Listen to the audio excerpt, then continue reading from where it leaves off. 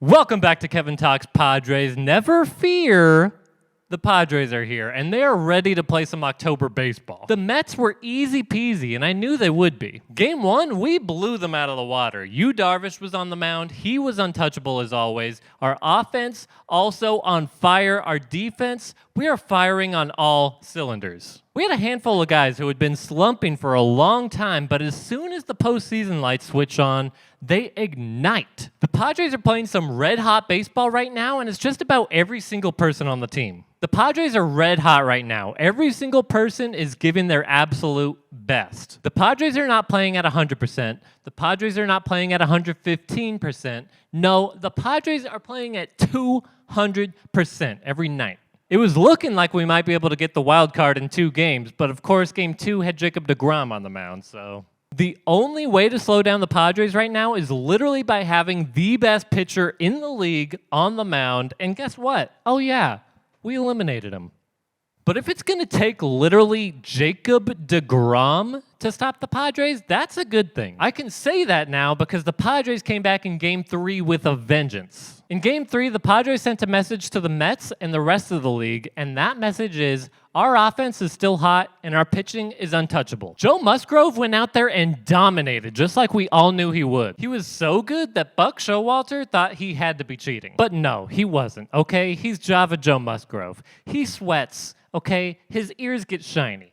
How dare you accuse him of using some foreign substance when he's just sweating, and also, he literally never even touched his ears. But can I really blame Buck for suspecting Joe of cheating? Because here's why.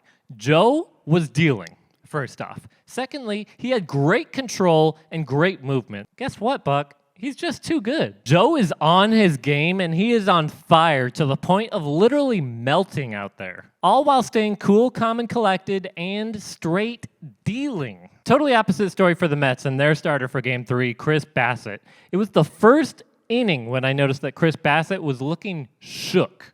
Joe Musgrove, on the other hand, solid as a rock. Solid as the rock. Might as well call him Dwayne the Joe Johnson. So we were able to get on the board early in Game 3, just like we were in Game 1, and ultimately, that's what led to our success both times, as well as the great pitching. So now the Padres are just looking forward to keeping the momentum going and keeping the ball rolling. They've flown out to LA where they're going to take on the absolutely stacked LA Dodgers in the NLDS. Drop a comment down below if you would have rathered the Padres fall into the 6th seed in the playoffs rather than the 5th seed so that they wouldn't have to play the Dodgers until a potential NLCS game. And I'm glad that all eyes of the national stage will be on the Padres-Dodgers game, and I am looking forward to the Padres surprising everybody outside of San Diego when they beat the Dodgers. And I'm glad to get to just win one extended series against them and erase the entire season of bad Padre-Dodger games. This way, the Padres will have moved on to the NLCS, having taken down the most dangerous team in baseball. Then once we beat the Dodgers, we move on to the NLCS and then to the World Series, and guess what? Those two are going to be easier than beating the Dodgers. It's going to be no easy feat beating the Dodgers in the NLDS,